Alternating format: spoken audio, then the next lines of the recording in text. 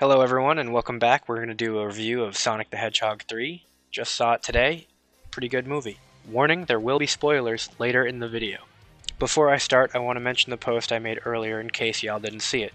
I'll share my thoughts before I watch the film, and then I'll talk later about how I feel now. From my post, some predictions for Sonic 4. Metal Sonic. In the trailer, we get to see Eggman with a quill from Sonic. We know these are powerful. We also know his grandfather is alive in this universe and is an expert on robotics and artificial life. Eggman has no problem manipulating others to do his evil, and he would most certainly create an evil Sonic after seeing Shadow's power. Maybe he uses both a quill from Sonic and Shadow to make Metal Sonic. We will see. I am hoping this happens. Narrative-wise, it makes sense. And Metal being the boss of Sonic Heroes, which takes place after the events of which this movie is based off of, lends credibility to this idea. Now that I've covered my pre-movie thoughts, let's move on to the spoiler-free segment of this video. Overall, the storytelling was great. It was a great introduction to Shadow's character, handled with maturity and didn't shy away from serious themes. It was still lighthearted and honestly hilarious at moments. It was also able to change the tone on a dime and feel natural. The film was not only the best Sonic film yet, but honestly a truly well-written movie.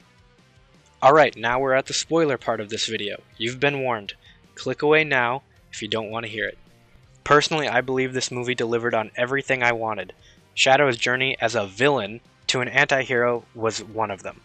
My only gripe was they changed his origins to be from a space meteor instead of being created by Gerald Robotnik. It's not a huge deal and it's easier for new Sonic audiences to jump into from. But I also don't think that with the serious themes of death and revenge and murder in this film, that having a life form made in a lab would be so hard for kids to understand. However, it does not stop the team from writing in Shadow's connection to Black Doom in the future.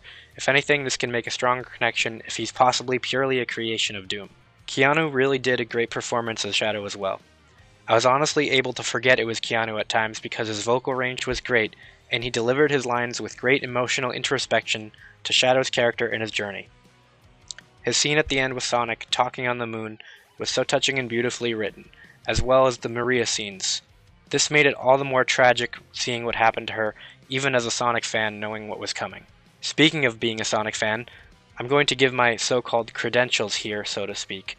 Not only am I a huge movie fan, but I've been a lifelong Sonic fan, and no, not the cringy kind that most people associate with the fandom. I've played most of Sonic's games, as some regular viewers of the channel will know. And the ones I haven't, I am well aware of the plot details and relevance.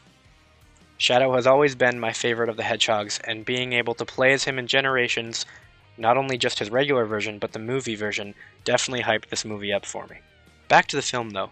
They really built on everything from both films, and not just the last one, which is an issue some movies have. They even had a tense scene with Sonic and Knuckles that called back to the second film and the Knuckles show.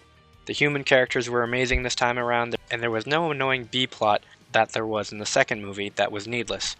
It was all very important. I even found myself rooting for Agent Stone when he went through his heartbreak at losing Eggman, because let's be real, he's not dead. If Jim Carrey wants to come back, he will. Jim's role as Eggman got only better from the last movies. I believe his role as Jared Robotnik was far more sinister than I expected, and I loved it. Maria's character was also beautifully written, and her genuine love for Shadow was touching and impactful. 10 out of 10 for the whole cast. My girlfriend even said that Super Sonic vs. Super Shadow part felt like Dragon Ball Z, and I could not agree more. It was spectacular. And with Shadow being assumed dead at the end of the film, he will probably go about doing his own thing in the next movie, and possibly have memory loss like in the games from the blast he tanked at the end of the film. I do want to know why Shadow kept the super form and Sonic lost it easier, maybe because his base power is stronger and he can handle it better. When he took off his limiter rings, it definitely implied that to me.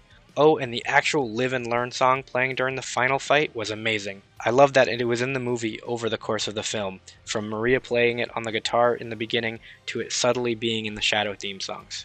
And now for the part I'm sure most of y'all want to know about, the end credit scenes. Remember when I said Metal Sonic is the natural evolution to the series? Well, I was right. I'm probably wrong about the whole being powered by Sonic or Shadow's quills, but who knows? We will see how he was made. It really boils down to if Jim Carrey comes back. I was super excited to see Amy at the end. I hoped and prayed that we got her in the film, and we did. She looked amazing, and both me and my girlfriend were super excited when she revealed herself. Overall, this might be one of my favorite movies in a long time. I got a little bit emotional during it a few times, but yeah, it was great. Thanks for listening, y'all. See you in 2027 when the fourth movie comes out.